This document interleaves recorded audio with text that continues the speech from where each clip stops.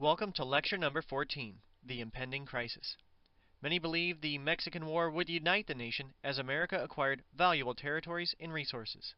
Instead, the question of whether or not slavery would expand into these new regions tore the country apart by 1861.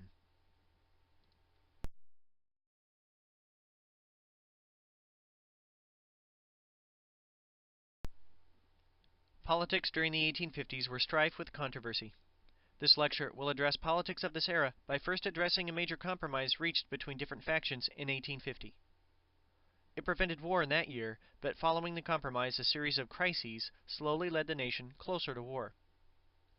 On the right, we see a cover of a best-selling book which heightened tension between supporters and opponents of slavery. Immediately following the Mexican War, a series of political controversies seemed to come to a head. We will explore some of those controversies and how they were resolved through compromise. The first two controversies dealt with land acquired during the Mexican War. First, would slavery expand into these new territories? Secondly, what would happen with Texas and California? Texas was claiming parts of New Mexico and other regions. It also had developed a large national debt. California had applied for statehood. Would Congress let it be organized as a state? The yellow and orange areas, which are circled on this map, represent territories acquired during the 1840s. The question was, would slavery expand there? Remember that controversy the Texans had with Mexico over their proper boundary? The lines indicated in black roughly outlined the claims Texans continued to make after it entered the Union. Another controversy was also raised, which had been developing for some time. Some Americans felt the existence of slavery in the nation's capital was embarrassing for the nation as diplomats visited the country from overseas. Others had no problem with slavery's existence there. Different groups of Americans had their own solutions to these problems facing the nation. Some Americans supported free soil. They argued all new territory acquired by the United States should be free from slavery. Politically, this issue of slavery's expansion into the Southwest had been raised on the eve of the Mexican War by the Wilmot Proviso. This amendment to a spending bill declared that any territory acquired by the United States from Mexico be free from slavery. It was defeated, but Free Soilers would have supported this proposal. A second group were supporters of a concept called popular sovereignty. This would allow people living in the new territories to decide for themselves if they wanted slavery to be legal or illegal where they lived. Finally, other Americans wanted to solve this problem by extending the Missouri Compromise line all the way to the Pacific Ocean. The area circled on this map shows the original Missouri Compromise line. When this was implemented by Congress in the 1820s, it stipulated that slavery could not exist north of this line in the Louisiana Territory. This additional black line would demonstrate an extension of the Missouri Compromise line, which some groups supported. The question was, who could develop a compromise? Compromise had been the foundation of the American political system since the Constitutional Convention. This cartoon on the right makes fun of President Zachary Taylor trying to balance the concerns of the South versus the Wilmot Proviso. Into this quagmire stepped none other than Henry Clay, the great compromiser. At age 73, he worked to gain consensus on a wide range of proposals, but even the great compromiser failed. Up stepped another politician, a member of the Senate from Illinois, whose name was Stephen Douglas. In the end, Douglas successfully led what came to be known as the Compromise of 1850 through Congress. Clay's original proposal had several provisions. Everyone found something to dislike in it. Douglas succeeded by breaking the compromise down into smaller bills. Overall, the Compromise of 1850 had 5 primary provisions. First, California entered the Union as a free state. Secondly, the rest of the American Southwest was divided into 2 territories, Utah and New Mexico. Slavery in these 2 territories would be determined by popular sovereignty. Most of California's residents did not support the expansion of slavery anyway, as prospectors did not want slave owners to arrive with hundreds of slaves ready to dig for gold. The area in the red box identifies the new territories of Utah and New Mexico. The third provision dealt with Texas. Texans finally agreed to drop their claims for additional territory, and the current boundaries of Texas were established.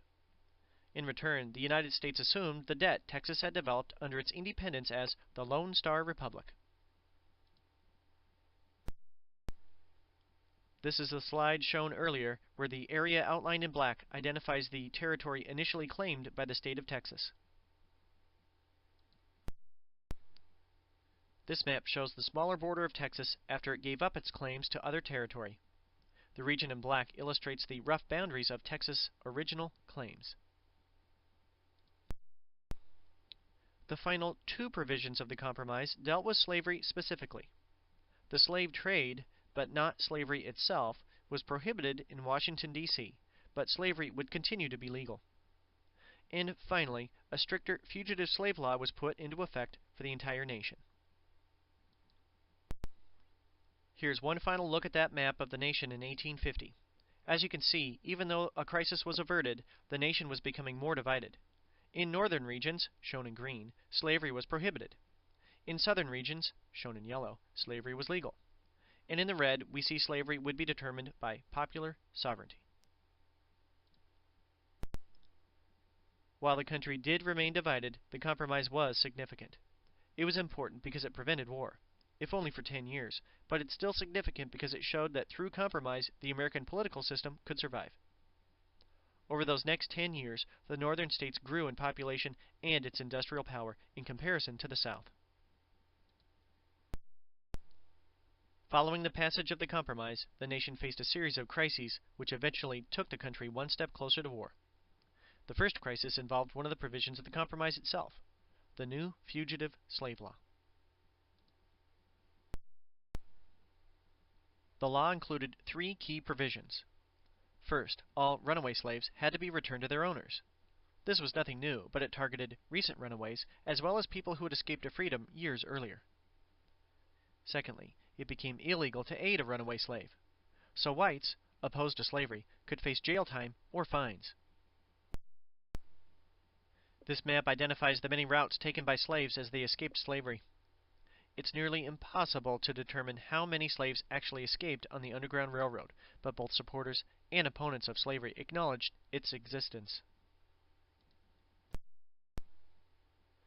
In a final key provision, accused runaways were denied a jury trial. Instead, a judge decided their fate.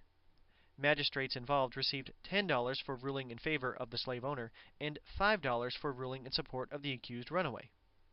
These seem to be violations of fundamental American rights. The Fugitive Slave Law was important because it absolutely infuriated opponents of slavery in the North and turned many moderates toward the anti-slavery ranks. It also demonstrated slavery was a national problem, not one simply isolated to one region of the country. For more information about the Fugitive Slave Law, you may click on one of the hyperlinks below. The next crisis involved a book published in 1852 written by Harriet Beecher Stowe. The author of Uncle Tom's Cabin, Harriet Beecher Stowe, identified the horrors of slavery in her novel. She chronicled the life of Uncle Tom, a loyal slave who was eventually sold away from his paternalistic owner. In this emotional anti-slavery story, Uncle Tom is eventually beaten to death by his new owner. The book became an immediate bestseller nationally and internationally. In its first year alone, over 300,000 copies were sold. It was even turned into a popular play. The theater poster here identifies Uncle Tom's beating at the hands of the evil Simon Legree. You can click on the hyperlink below to more information about the book's impact. Uncle Tom's Cabin was important because it angered people in both the North and South. Northerners identified with the book's message and became more sympathetic to the anti-slavery cause. Southerners were infuriated as they argued Stowe misrepresented the treatment of slaves by slaveholders.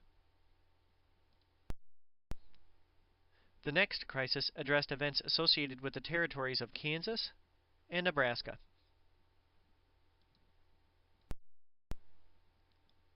We can begin with some background. By the 1850s, many, particularly those in the North, hoped to construct a railroad linking the rest of the nation with the newly acquired territories out west. The only problem was that much of the West remained unorganized territory. As you can see with this map of the United States in 1850, vast tracts of land in the West continued to remain unorganized. Support was strong by many for a transcontinental railroad, but many politicians balked at having it run through territories unorganized by the national government. Another factor influencing events was the desire by many Southerners to see slavery expand into new Western territories. However, the Missouri Compromise, passed by Congress in the 1820s, prohibited its expansion into many parts of the West. Here we see that Missouri Compromise line. Congress had etched in stone over 3 decades before that slavery could never expand in the Louisiana Purchase territory north of the latitude line 36 degrees 30 minutes. This is when Senator Stephen Douglas stepped in. A railroad to the west would undoubtedly benefit his home state of Illinois, and if he crafted a compromise pleasing to both Northerners and Southerners, he might be able to win the presidency in a future election. So, in 1854, Douglas proposed and Congress passed what came to be known as the Kansas-Nebraska Act. First, it created 2 new territories, Kansas and Nebraska. This map identifies the boundaries of the newly created Kansas and Nebraska territories, which had originally become American soil with the Louisiana Purchase in 1803. The final 2 provisions of the act were quite controversial. The Kansas-Nebraska Act repealed the Missouri Compromise. Finally, it determined the legal status of slavery in Kansas and Nebraska would be determined by popular sovereignty. By acting as a champion for westward expansion and democracy in the form of popular sovereignty, Douglas hoped to gain popularity. Instead, Douglas underestimated opposition to slavery's expansion. The significance of the Kansas-Nebraska Act was twofold. First, it infuriated opponents of slavery. The Missouri Compromise had declared that slavery would never expand into this area. Now its expansion was possibly right around the corner. Secondly, it led to the end of the Second American Party system. Ever since the late 1820s, the nation was dominated by 2 political parties. Initially, the focus of each dealt with reactions to Andrew Jackson's policies, but they did evolve over time. Jackson's supporters were Democrats, and his opponents were Whigs. Each party had some level of support in each region of the nation. Not a single Northern Whig in the House of Representatives voted in favor of the Kansas-Nebraska Act. Within a short period of time, the Whig Party ceased to exist altogether. The Kansas-Nebraska Act also led to Bleeding Kansas. Both supporters and opponents of slavery flocked to Kansas. An initial election held in 1855 was tainted by fraud, as many pro-slavery advocates from Missouri voted illegally and elected their candidates to the legislature. Eventually, there was bloodshed between supporters of slavery and Free Soilers in Kansas. This map identifies several areas where attacks were undertaken by both sides. The arrow points to the location of an attack near Pottawatomie Creek.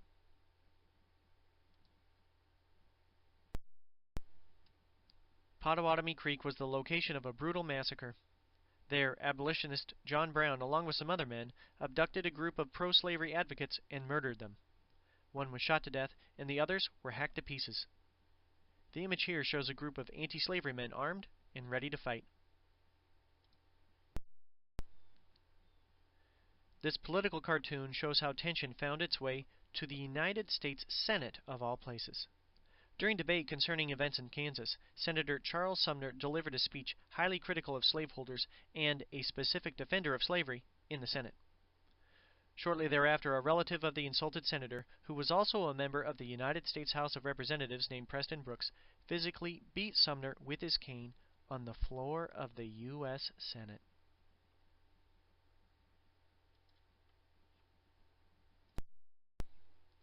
As if those events weren't enough to show the nation was facing a crisis, a decision handed down by the Supreme Court only added flames to the fire of debate over slavery. We can start with some background to the Dred Scott decision.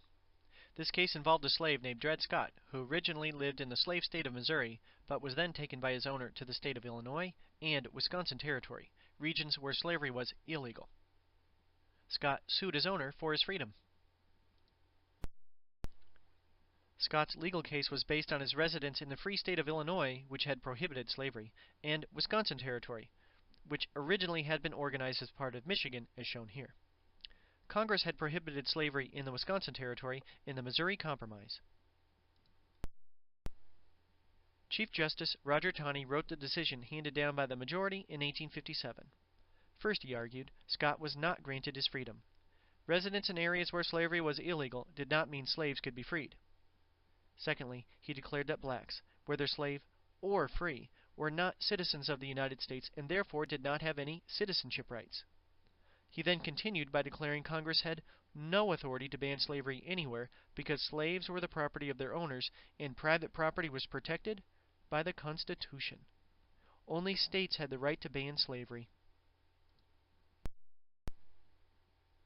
Taney's broad ruling was supposed to settle the debate over slavery, but it only made things worse.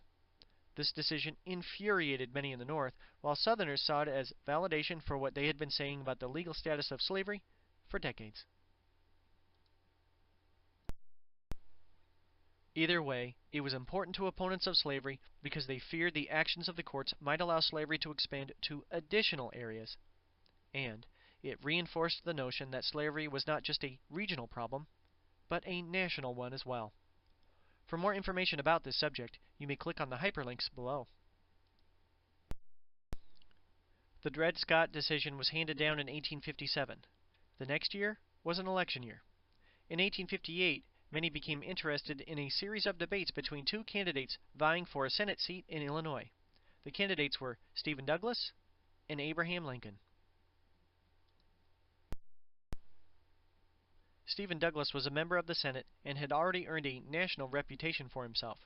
He was a strong supporter of westward expansion and a champion for popular sovereignty. He was also known for his support of the Compromise of 1850 and the Kansas-Nebraska Act. Lincoln was an Illinois lawyer with humble origins.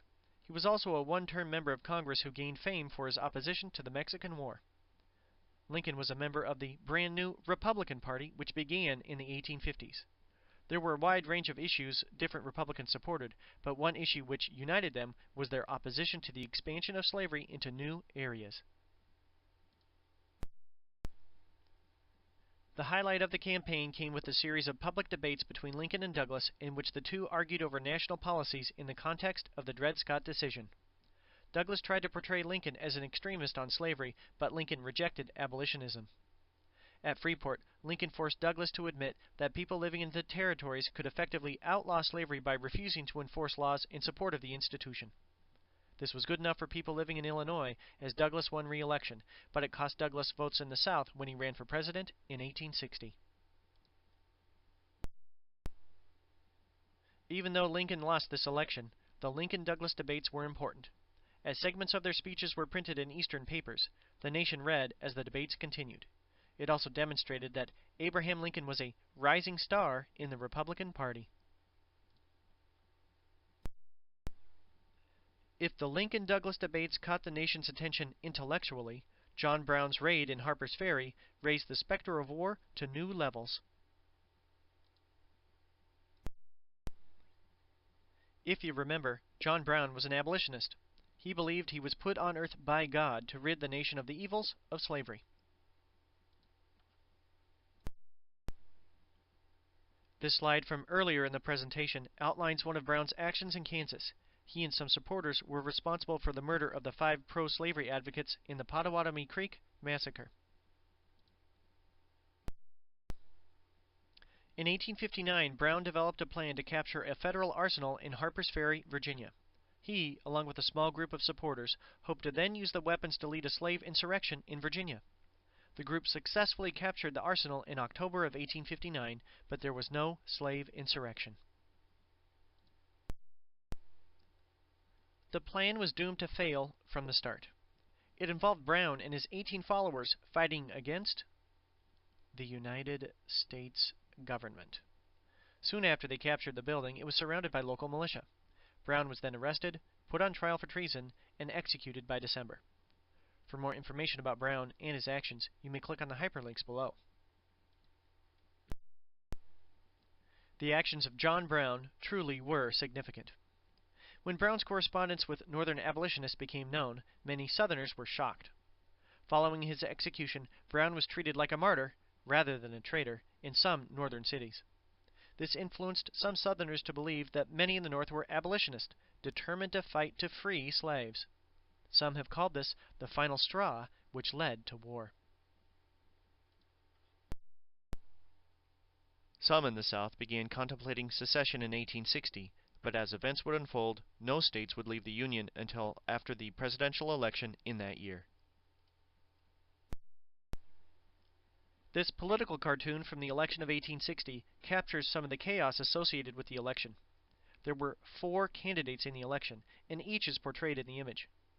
The candidates appear to be ripping the nation apart during this national election.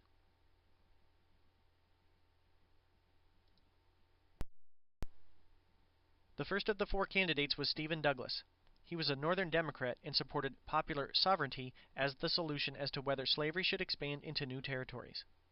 The Southern Democrat, as the party split in the election, was John Breckinridge, who supported the expansion of slavery into all new territory. Abraham Lincoln was the Republican nominee. He would allow slavery to remain where it already existed, but wanted to prohibit its expansion into new areas. Finally, John Bell looked for compromise. He ran on the Constitutional Union Party ticket. He supported the Union, the Constitution, and enforcement of laws. The results of this election were rather unique.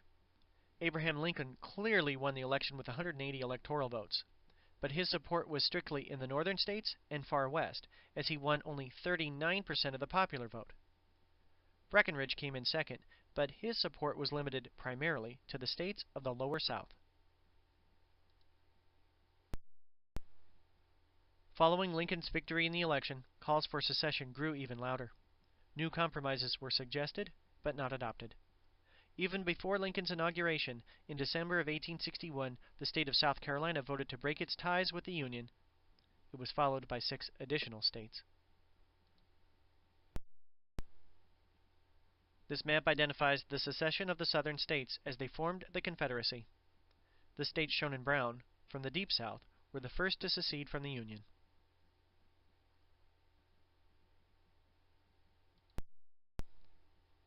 A great deal of information has been explored in this presentation. However, there are a few final thoughts which can be considered. This lecture has focused primarily on American politics during the 1850s. By the end of the decade, political leaders were no longer able to reach a compromise solution to solve the crisis facing the nation. Maybe you could describe several important events included in this presentation and evaluate which you believe to be the most important factor leading several southern states to secede from the Union. With the secession of the 7 states of the Deep South, it was clear the American experiment in democracy had failed. However, the next presentation will show how the nation fought a civil war and eventually became reunited. This ends lecture number 14. The next few slides will have hyperlinks to more information and a list of sources used to create this presentation. Have a great day.